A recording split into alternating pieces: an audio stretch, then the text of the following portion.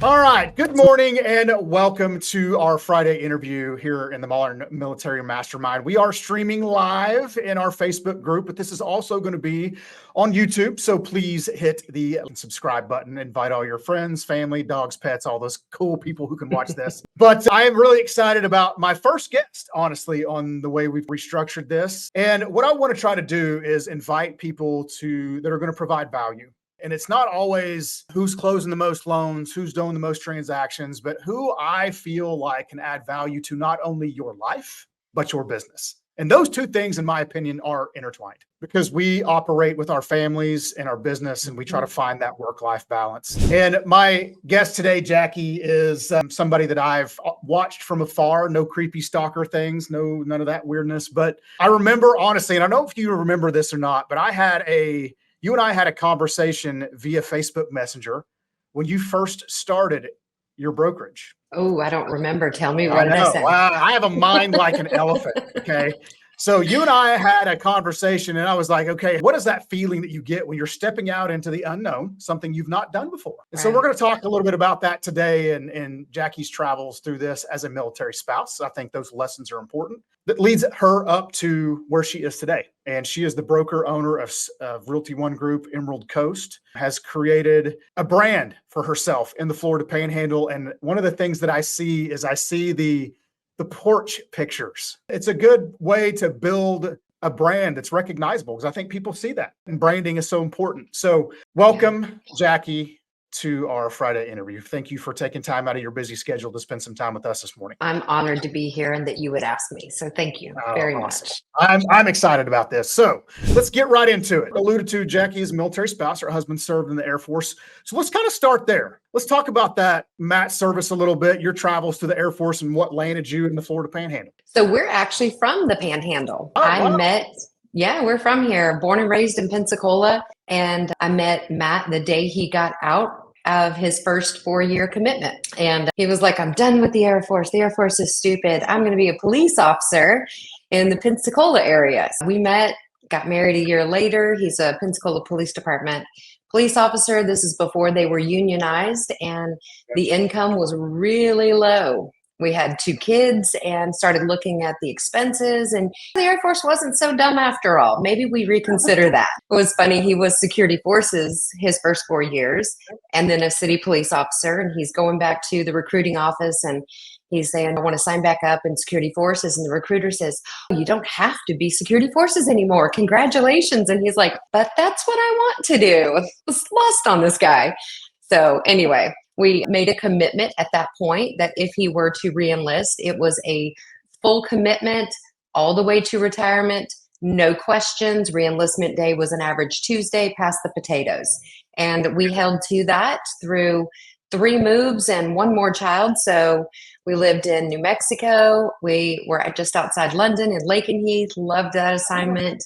Then back to Little Rock, and in 2014, he called me. I was a GS employee at the time, so we're both on base. He called me over and said, can you come over to my office? I want to chat with you for a minute, which was odd, but I took a break, went over, and he said, I qualify for the Temporary Early Retirement Act or Authority, and that means I would quit working in 30 days and retire in 6 months. I'd get full benefits, short a little bit of the income. What do we do? And I was like, how hard can you hit that button, babe? Go. That's funny. So that's what took you back to the Panhandle. Yeah. Came back to this area. Wasn't a straight drive, but we got here. We'll leave the detour out. We got here. And he struggled a little bit. I will always give a big shout out to our military members who go through separation, military departure, retirement. That is one of the hardest things I've ever seen people go through.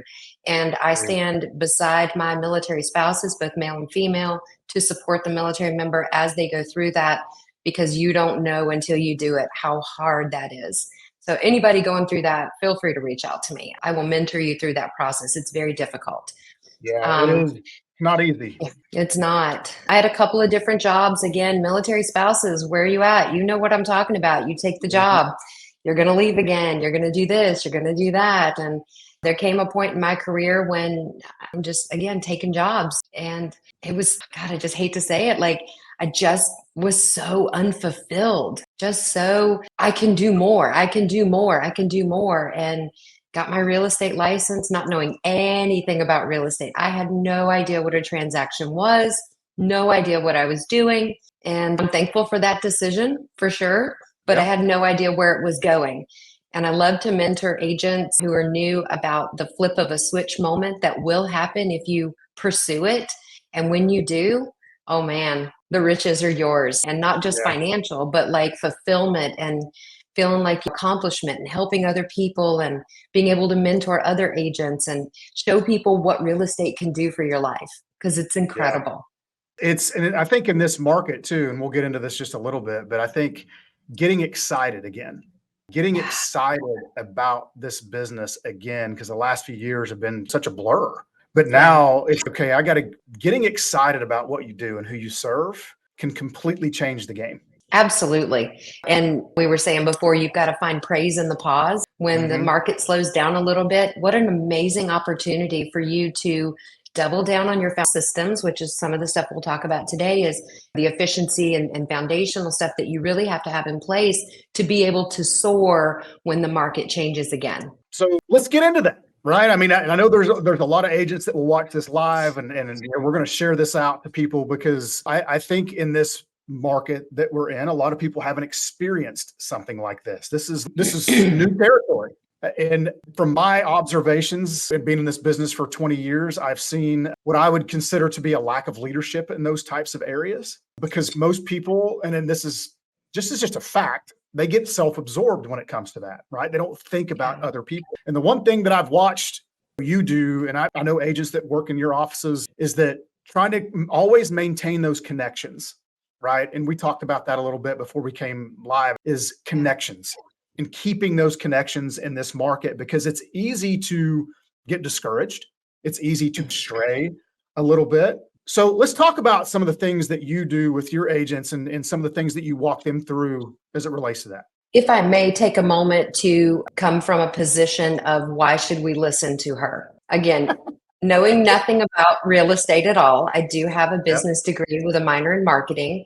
I've been a manpower analyst for the Air Force. I've worked for marketing for the Air Force. And in my first 6 months in real estate, I sold 6 properties. My first full year, I sold 58. My second year, I sold 69. And my third year, I sold 140. Not on a team, that's an individual. And It's you amazing, can, by the way. it is. I look back on it, I'm like, that was insane. And I remember that 2019, the year of 140, in December or January, I had the conversation with my spouse and kids. This is my goal to help 100 families this year. Are you on board? Because I cannot do this by myself. There are going to be sacrifices as a family to do this, but I felt like it was a once in a lifetime opportunity to build when I was in that momentum. I was riding the wave, right? So continue riding the wave. It will be rewarded later for it. And my kids understand that as the opportunity to hear yes more. And they've enjoyed So that. do you think would you attribute some of that to, you know, being a military spouse, right? Because you look at, they have to ask for help in different places and lean on different people and include everyone to do that. Do you think do you attribute some of that to that spouse life? Yes, definitely through needing to ask other people and having this ego drop. I'm not going to get there by myself. Right. I'm going to need help to do that. I'm going to need friends. I'm going to need family. I'm going to need that support. And by this point, for the record, my retired Air Force husband quit his government contracting job to help me get this goal accomplished. And he still to this day works with me. Yeah, I It love it. absolutely is. I love it. Absolutely. You look at some of the most successful around the country, not just in your area, but that seems to be a general theme. They're getting the families involved and their kids and their spouses quit their other jobs. And because now it's like a family affair. And honestly, what better way to live life than to include your family? Absolutely. And what's so funny is I've got my notes here so I don't forget any of my topics. And the very first one is in contrast to something you said earlier. You said we're all trying to find that work-life balance. And my very first note is to remind everyone there is no such thing. There are things that need our attention more and this way, right? And you've got to be quick and agile and move your attention where it needs to be in a problem-solving manner, but understanding you're never going to find that perfect mix of life and work and family. So give yourself grace and give up on trying to find perfection that just doesn't exist. Yeah. I'm saying that perfection is the enemy of profitability. Right. And I Oof. think that can be attributed along these same lines, is that I think we may search for that perfect life balance, but the fact that it doesn't exist will give you the fuel to say, okay, I can go do these things. And then I'm going to take time off to go spend with my family and go on vacation or whatever that is. But that may be a 60-40 split. That could be a 70-30 split for some people. But I think And some days it's individual 90-10. And right. Absolutely. yeah. But I think realizing that and coming to terms with the fact that it's never going to be 50-50. That is a myth. It's a myth. It's never going to exist. And when we can take any of those ideals off of us and say, you know what, that doesn't serve me anymore. What am I striving for? I'm striving to tell my kids yes more. I'm striving to make the time that we do have together more intentional. Those are goals that I can actually hit. A balance of work and life, especially in the real estate mortgage industry, it's a myth. Let it go. We've searched for that enigma throughout the years. Because I think as humans, we want that. I think, and if people take away something from this bit of the conversation, as soon as you let that go, as soon as you get that out of your brain, that it's not going to be ever that split, it's probably going to change for you. I agree. So, and the next note that I have is we're the product of other people's time management skills. Yes, we are. So for us to try to be in control of our schedule, and I hear so many agents say, I know I need to time block, but I just can't. Again, let it go. Time blocking works for some people, but not everyone. And you trying to force that to work isn't working. Find what does work. What is a good flow for you? When my kids was the first couple of years in real estate, I'm still taking my kids to school every day, closing all these deals. I'm still picking them up from school, taking them home, getting their snacks, going back to work, coming home, cooking dinner, enjoying a few minutes with the family, tucking them in, and then getting back to work. That's the flow that worked for me. I found that if I got up an hour before my kids and I stayed up an hour after them, I was getting more done than agents who were working 8 hours a day. What is the flow that works for you? Because time blocking might not be it. And again, I just think we fight ourselves so hard to fit in conventional wisdom and what we're being told. We don't see what is good for us. Yeah. So one of the things that I love about that is that I always talk to loan officers and even real estate agents. There's this perceived mold that we're supposed to fit into. But if you don't truly get to know the person that you're speaking with, if you don't understand their personality tendencies and things like that, if I make Jackie be time blocker, I'm going to frustrate Jackie. Jackie's probably going to quit. Yep. Instead of, hey, let's build something around you that works for you and create the best version of you that we can possibly create. Yes. And that takes some introspection and trying to stop fitting in the mold and create a new mold. And I think that's one of my successes, that I wasn't trying to do what everybody else was doing. I was trying to do what worked for me, be authentic to myself, be there for my kids when they needed me to be, and work when I could work. That's a rarity, truthfully, in our world. I can't speak to other businesses because I don't have a lot of experience in them. But I know for a fact in our real estate and mortgage world, that's a rarity for people to create that ownership of themselves from day one, because most people will come to work for a broker or a branch manager and they'll say, hey, you got to make 20 calls on Monday. You got to do this and do that. And they're like, I can't do any of that. If you told me today that I had to make 50 phone calls to agents on Monday, I'd quit. I made one cold call one time. I did one. And I was like, that's not for me. Not going to be doing that ever again. I remember it very well. Take heed to that. And I'm not saying it's not for everybody. It may be for that person that loves to dial for dollars, has no call receipt, has none of that. All right, high five, pat you on the butt, get out there and get it done. For me, zero chance I'm doing that. Nope. So I'm so glad you said that. That it makes me so happy. So people say, do cold calls work? Do open houses don't work? Door knocking, it doesn't work. It doesn't work for you. That's okay. If it's not Yep. something innate and comfortable, yeah, you got to get out of your comfort zone a little bit, right? I didn't love open houses when I started them, but I Sure. made them lucrative. But I'm never doing cold calls, and I'm okay with that. I'm going to have to double down in other areas. But if I had Yep. spent time trying to do something, an abnormal fit for me, I would have lost out on so many people that were where I wanted to be, that were good fits for me. Know your And that strengths. it's such a rarity. And I'm so glad that you passed those things on to the people who work with you, to the agents that work in your care, Yeah. because it is not the norm. They get told to No. fit in this little box. So that makes me happy. So I'm happy that you do that. But I love the efficiency word. That is a big buzzword for me. I got lots of those. I Yeah, mean, I know. if And you're going to I'm close happy. 140 in a year, you're going to have to be pretty darn efficient. As a single agent, you're damn right. That is a lot of work. It's a lot of work. Now, I did have a TC, and I highly recommend TC as your first hire for anybody who's starting to feel a little up and down when you feel this happening in your business. Hire a Right. TC, get it off the books, and get that paperwork handled so that you can spend more time in front of people. Because it's a relationship business, and if you're Yeah. sitting at your home office, you're not building relationships. You've got to go out and do the coffees and the paddleboarding and meet people doing what you love, increase that circle, go make more friends, right? We were talking about that too.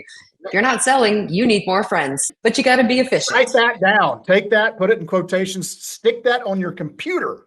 You have to make more friends. Make more friends. Simple.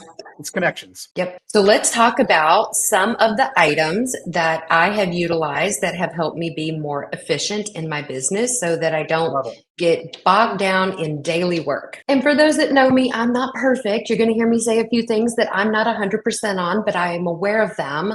Don't come at me. I don't want to hear it.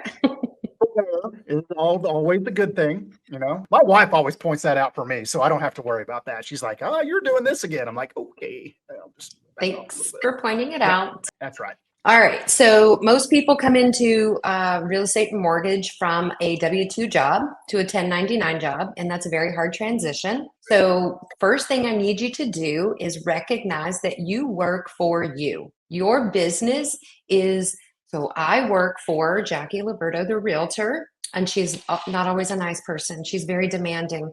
She expects a lot of me, but she expects me to be at work on time. She expects me to adhere to my schedule. She expects that I get things done in a day. And if I put it on the list, she's going to expect that they get done. Because if I don't do those things, she's not going to have a job and she's not going to have a company. She's going to be very angry. And however you need to frame that in your own mind, you are not your own entity. You, me, Jackie Liberto, the individual, does not have the choice to get up and decide, the pool looks good today. I'm not going in. Oh, I got to go to Right. work. My boss is Yep. crazy. And another thing that my agents, if any of them are listening, they're going to be hearing a lot more about this in the coming weeks, is resume thinking. When you're a Let's talk W-2, about that a little bit. yeah, when you're a W-2, you are annotating every accomplishment that you make so you can pad that resume so you can get that next job and get a pay raise, or at least go in front of your current boss and demand a raise. But when you're 1099, you're just going through the motions day by day, you're doing the things. I need you to start making bullet pointed annotations. If you're military, EPR, OPR style, make those notes of your accomplishment. They are going to come in so handy, and you're going to be busy. You're going to forget what you did. And this came about, I want to tell this quick story. An agent of mine here is dual licensed also in Tennessee. And she had a transaction she's the listing agent on, and the buyer is failing. But the seller is a 1031 exchange purchasing another property, which is also part of a 1031. And that seller is also a part of a 1031. So we've got 7 or 8 different transactions that are going to fall apart. And when she saved it, she's amazing. I said, I want you to recognize that you just positively affected 8 transactions, 8 families in an international purchase circle, saving billions of dollars of real estate transactions for the economy. Let it sink in what you just did. Yeah, I think people, especially in our world, because we're on to the next, on to the next, on to the next a lot. That's how we eat. I was listening to a podcast a couple of days ago. It was Brendan Burchard's podcast and his motivation podcast he had. And he Love said him. he's one of my favorites, and he talked about stopping for a second and being okay with thinking of the things that you've accomplished. Right? Not stopping and then just stopping and smelling the roses, if you will, saying, I've done all these things so positively in people's lives, but we don't do that because we're on to the next, on the next. And I think people in our world, because obviously I don't have experience with a lot of others, we are terrible at that. We just go from transaction to transaction. And when I started thinking about it, I'm taking notes and I'm going through this, I'm like, all of those things that I'm now writing down about the things that we've accomplished in our careers is now marketing. Yeah. It's now marketing to people. People want to be a part of something successful. So that methodology to me is so important. And I never really thought about putting it in the resume perspective, but that's powerful stuff. Start writing that resume and keep it updated. Put time on your calendar to do it. Saturday morning is a wonderful time. Take an hour from 9 to 10 with a cup of coffee and think about your week. What did you actually accomplish? And if you were working for yourself, would you get a raise or a reprimand? Yeah, I'm gonna abstain from that answer for me answering that question right now. But when you start looking at it through that lens, it really changes how you accomplish daily work and weekly work. And then that builds, right? Just builds. Absolutely. I love it. I love that mentality. Let's talk about your sleep schedule for a moment. Okay. Don't care what it is, but it needs to be the same, especially if you're in a scale up part of your career. Farmer's Almanac, years ago, I heard this. It was an old farmer quoted saying 10 to 4. Those are your sleeping hours, period. End of that discussion. It was probably 10, 15 years ago I heard it. My husband's deployed all the time. I got 3 kids. I work full time. There's a lot of chaos happening. And I was like, you know what? I'm just going to stick to that 10 to 4. Kids are out of the house now. Things are a little different. I'm more 9 to 5. But if you're I'm not in the up phase. I'm in a maintain phase now. I mean, we're still growing, but not at the rate that I have been for 7 years. So I can slack a little bit more. But when you're in your growth phase and you're really wanting to turn it on, you need to be strict about the hours you allow yourself to sleep. You got to be healthy. I'm not speaking as a physician, but I think if you start looking at, you only have so many hours in a day. And between me and you, I promise you, if I got to grow and I've got to scale up, I can sleep less and work more than anybody else. I will be absolutely committed to those hours of work and making sure that I'm working when you're sleeping. I love it. Love it. And I think that when you get the lack of sleep, I can speak from personal experience. When I get lack of sleep, things have a tendency to go sideways a lot easier when I'm tired. Yeah. So for those out there who watch this that are very regimented in your schedules, like me, that's the way I am. My wife will tell you I am weird upon weird about that. But it's just, I operate better inside that structure. So if I sleep from 10 to 5, I get up at 5 o'clock every morning. Sometimes my wife's out of town at 6. And I'm gonna throw myself under the bus. We're not telling. Yeah, she'll watch this and scold me anyways, but it's okay. I feel different. Even that hour, you feel different. So if I get up at 6, I'm lost. You wouldn't think that 1 hour out of your day would make that big of a difference, but I can assure you it makes a difference in how you operate. When I don't get up and go through my routine, I feel lost. It's so OCD weird, but it is just how I am wired. If I don't get and go through that process, I am completely lost for the entire day. Couldn't agree more. And that is from 2 very regimented for sleep and successful people. So get it together. All of that. I do want to touch on just really quickly. You said morning routine. I'm not one of those people that harps on like you got to have a really high energy morning routine because I'm not a high energy in the morning person. I can get a lot done, but I'm not running a 5K by 6 a.m. I'm just not that girl. It's fine. But I heard someone one time say, who in the room has a good morning or has a morning routine? And only about half the people raised their hand. And he said, wrong. Every one of you do, just some of you suck. It's a routine. It's just a sucky routine. It's terrible. So look at what you're doing and if that's serving you and what can you do? I mean, again, when I had to be in increase phase with kids at home, I knew that my inbox had to be clean before 5 a.m. because little Miss Grace Liberto was about to wake up and tear the world apart. She was in high school and she was going to need her breakfast and her tea, and I was going to be running the rest of the day. So work around those things. Great advice. You ready for my next one? Do it. I'm going to hurt people's feelings. That's all right. I'm a proponent of that. So let's do it. You must clean out your digital and physical clutter. Physical clutter, we are used to. The house is annoying. Like, it just feels like there's a lot of stuff here. I can't really relax. So you go through and you clean your house. Are you cleaning out your phone? Who out there's got 10,000 unread text messages? Do you know what that's doing to your brain? Every time you look at it, it's just eating away at you. Clean it out. Even if you just mark them gone. If you have apps that you're not using, get rid of them. You're on your phone 8 hours a day. I know you get that little notification. So I'm right. You're on your phone all day. And it's fine because that's how we make money and that's how we do business now, right? It's okay. Gary Vee always says, stop keeping electronics from your kids because we're not going backward. Give them the advantage. Teach them to use them appropriately. And that's along the same vein as you've got to keep the digital clutter to a minimum. You can't have 14 places that you keep your digital notes. One place for notes, one thing for music. Clean out your inbox, clean out your text messages, keep that digital clutter to a minimum. I agree. I look at my wife's phone and she may have 70 something unread text messages. My anxiety level goes through the roof. I look at people's phones like friends or other agents and then we're having lunch or coffee or whatever it is. They're looking at their phone and I'll look at it and I'm like, you have 380 unread emails. How many of those are money? Yeah, I can't. My brain, I just can't compute. And I think that being intentional about that it's a hard thing for some people because my wife is the creative brain in our family. She's very creative. She's amazing at it. And she's also a good business person. But when it comes to that, it's like me, I'm like, my head starts bouncing off the walls. Yeah. And you and then you're trying to do 10 things at the same time and you forgot where you started because there's no organization and no system to it.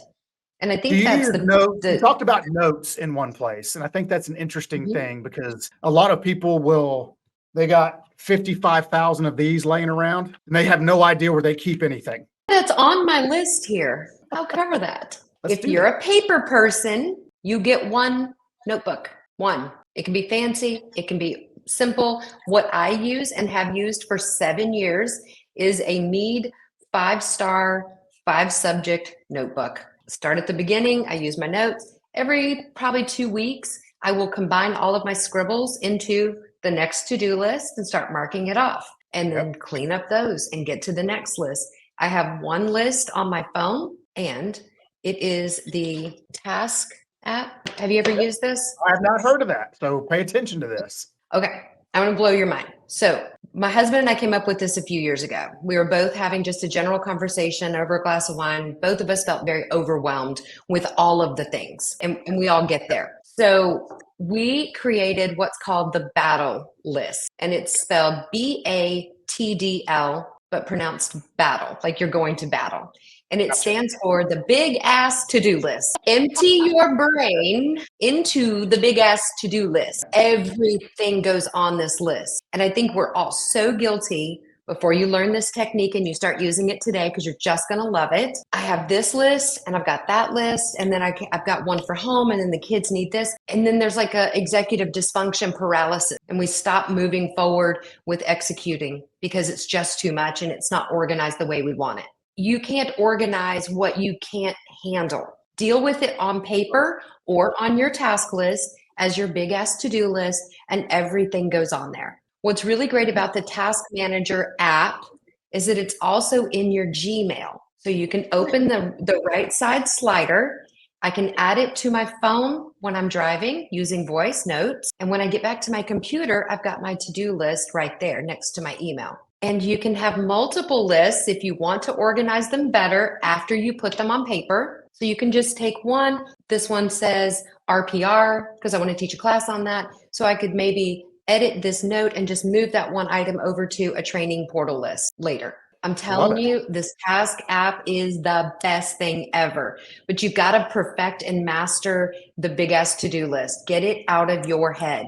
It is never going to get done swimming around while you research how you think you might want to start, looking for time to think about when you might want to figure out how to look for. Stop, put it on paper, find time to execute. So, which, there's some people out there, would you recommend dumping that mental list before you go to bed to get it out of your head? I bet that would, yeah. I really feel like you can start it anytime, but I keep mine moving throughout the day. If it pops into my head, mine is driving. Oh my God, my head spinning constantly while I'm driving. Windshield time will do that too. Yeah, it does. So I use it a lot that way because I can voice to text my notes while I'm driving. Love that. Yeah, that's a great tip. I'm going to download that.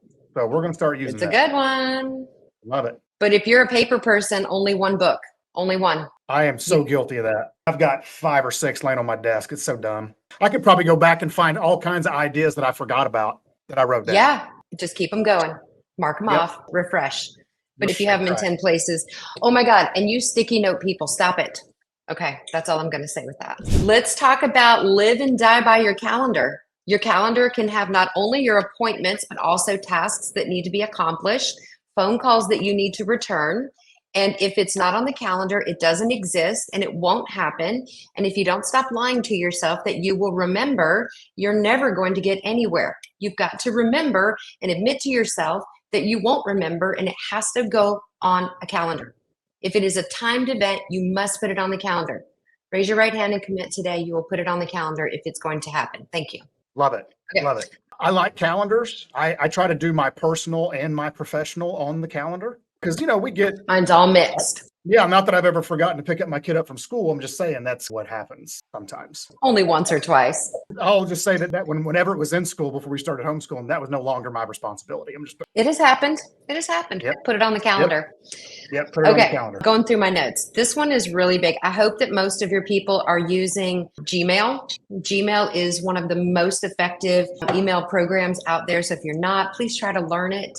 Get rid of promotions and updates. Make sure that you have a clean one-line inbox and recognize that your inbox equals your daily to-do list because every item in there is actionable. Am I right? You have to do something with that item. So you have the option to snooze those items and make them come back into your inbox when you need to do them. Have you ever used the snooze function on your Gmail?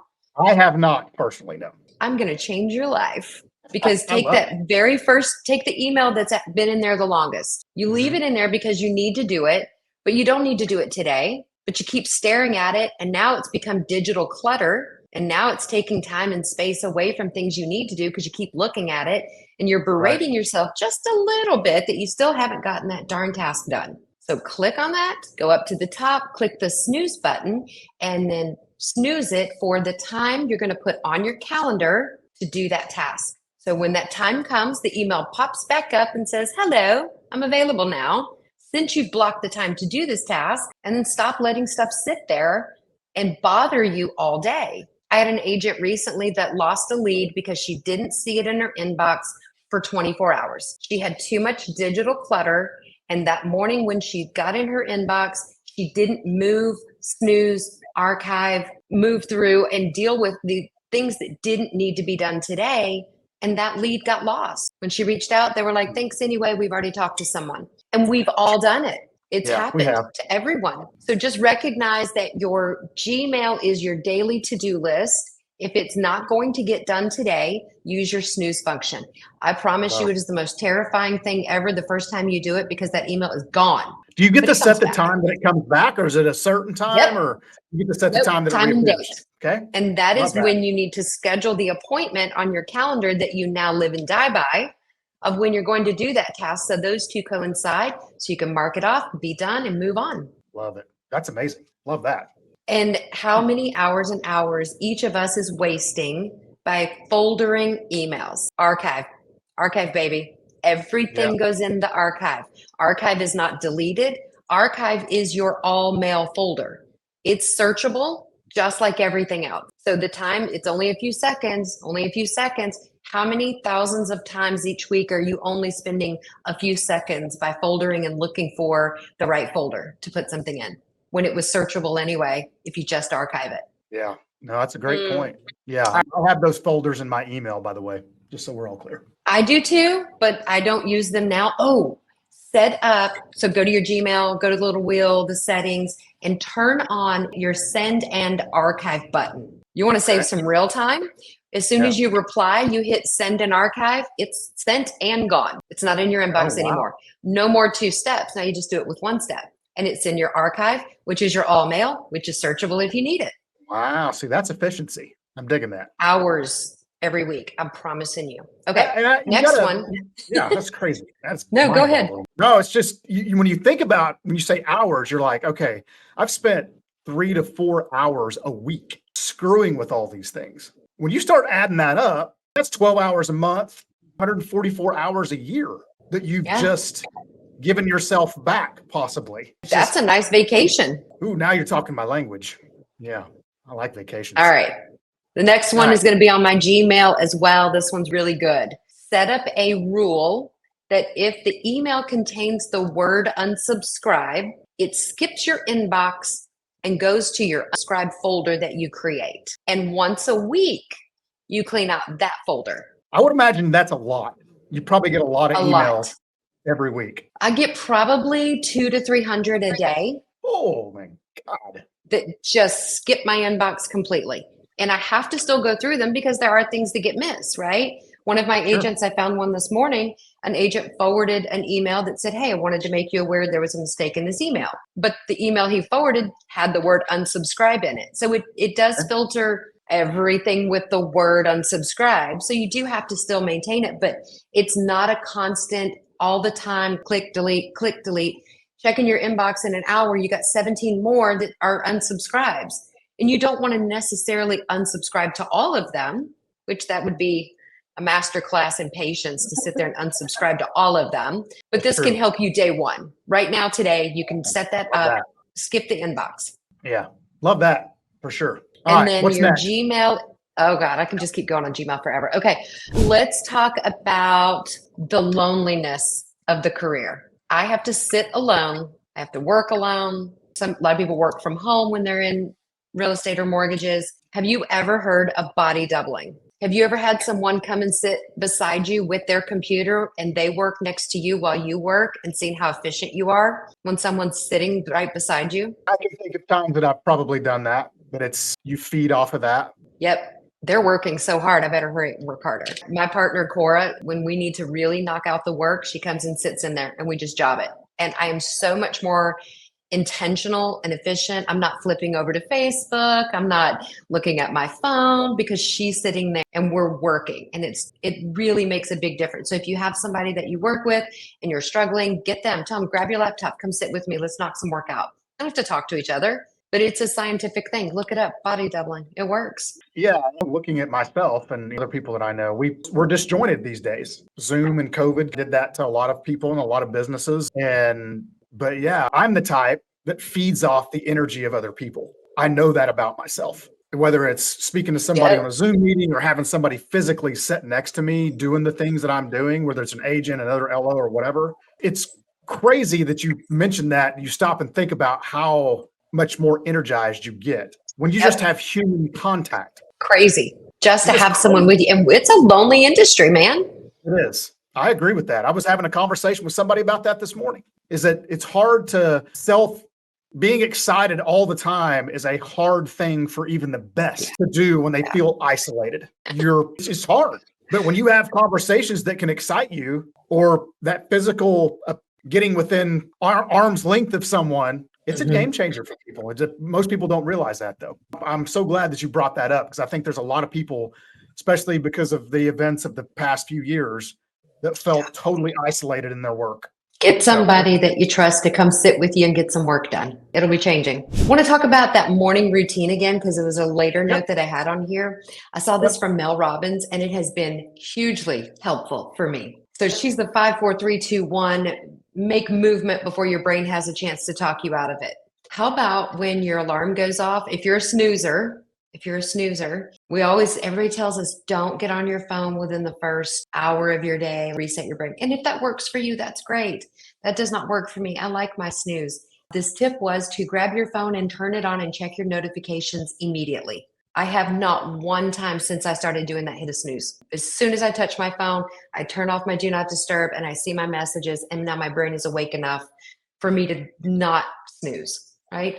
You're telling my Wow. half awake brain to do something that a whole awake person can choose, and I can't. I just can't. Right. I'm using my phone to my advantage. I'm just grabbing it and not snoozing. There's a lot of people out there will say they go through their morning routines. Some Mhm. do meditation, they go work out, they go whatever it is that they do. I've tried it both ways. I've tried to not pay attention and then Mhm. get on it as soon as it gets up so I can look through things, and then I set it down and I go do my thing. I'm with you in that camp. My brain has a tendency to reset when I wake up doing that. Yep.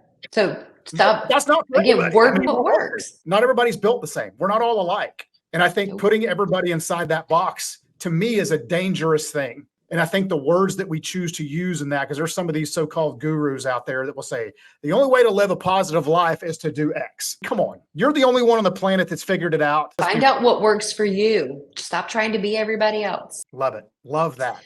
Okay, let's take away decisions that we have to make. Steve Jobs. What did Steve Jobs wear? What's his outfit? Black. You see him in your head. He wears black turtleneck and jeans every day because now he doesn't have to spend mental time figuring out what to wear every day. He doesn't need 5 pieces to a suit and a tie. What tie goes Yep. with?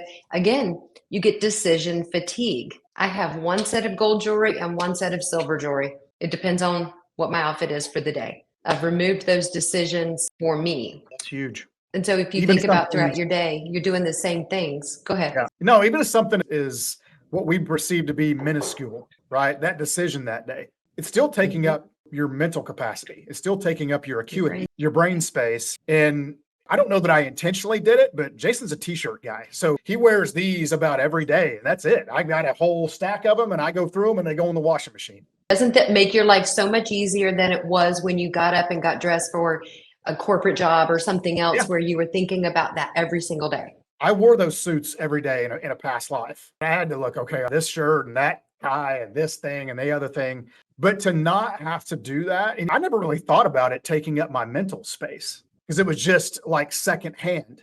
We get up, we decide what we're going to wear, we go through this thing. But yeah, I think it's a huge point to be able, I can save that mental space for something that actually is going to move the needle in my business. Huge. And if a lot of people are like, no, I like variety in my clothing, then don't change that. Maybe it's breakfast. Maybe breakfast is taking 20 minutes a day because you're looking through cabinets and drawers and you can never decide. And some days you want this. Yep. 2 eggs and toast, baby. Every day. 2 eggs and toast. Go. Like, move on. You Yeah, can have I- variety on Saturday. I have a friend of mine who's in the mortgage space, and she will do it with her kids. She will get all of their outfits for school ready on Sunday for the entire week. So think about the time. If you have multiple children, think about the time that takes to the chaos in getting ready for school. We've all have a 10-year-old now, and it's like you would think that you were solving the hunger crisis in the world, picking an outfit. That's how that in his mind, that is so dramatic and so important. But if you pre-plan it, you've taken that off your plate. Now we can use that mental acuity for decision making that's going to bring you another transaction, create another relationship. So I love that.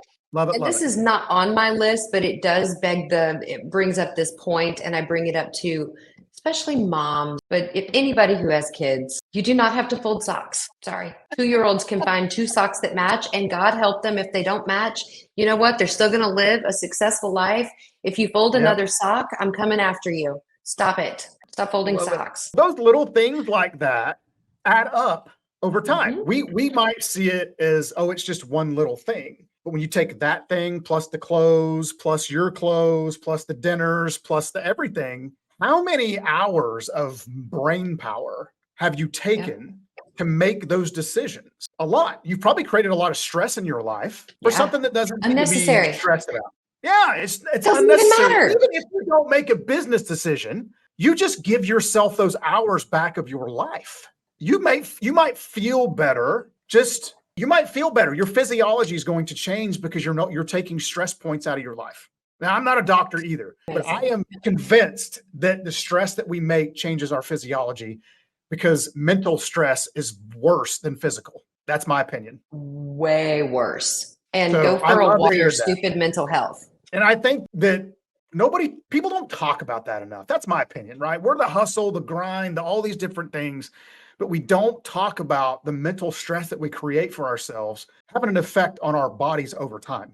The morbidity rate and the mortality rate in the mortgage world, because we're so sedentary, is higher than any other thing because we just sit here. We don't get up and walk around and do the things that we do.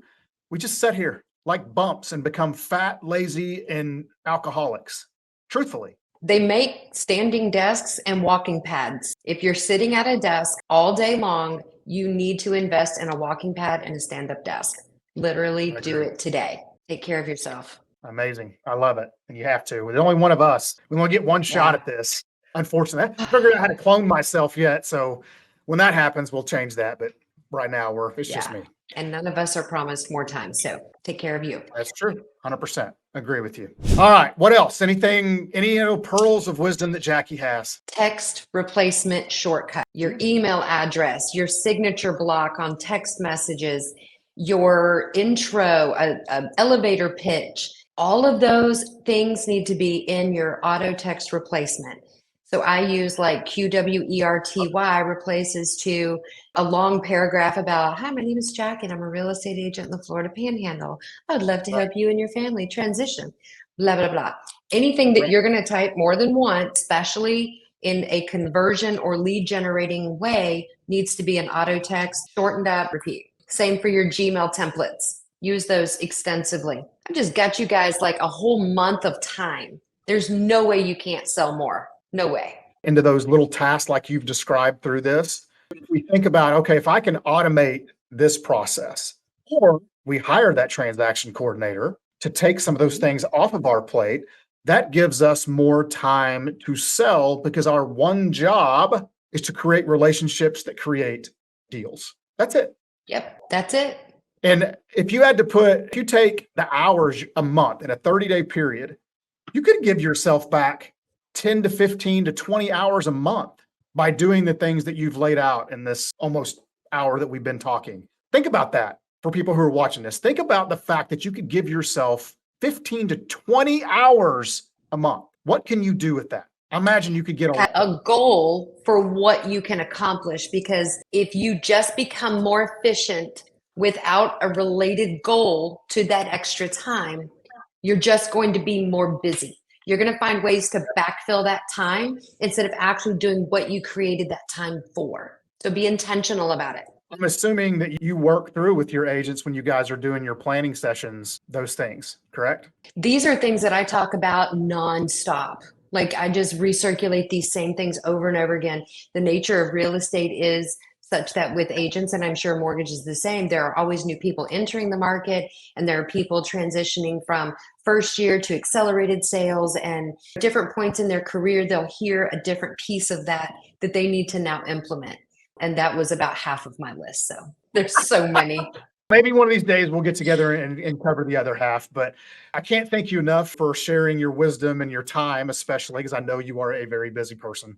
Because I hope that the people who watch this are going to get so much out of this if they just listen. Take a minute, take 60 minutes out of your life. Watch this back and start implementing in incremental things that you can give yourself time back, but create goals for that time. And I think that is the biggest takeaway. Goals for the time that you give yourself back, and see over time what that does in your career. I love nothing more than watch other people succeed.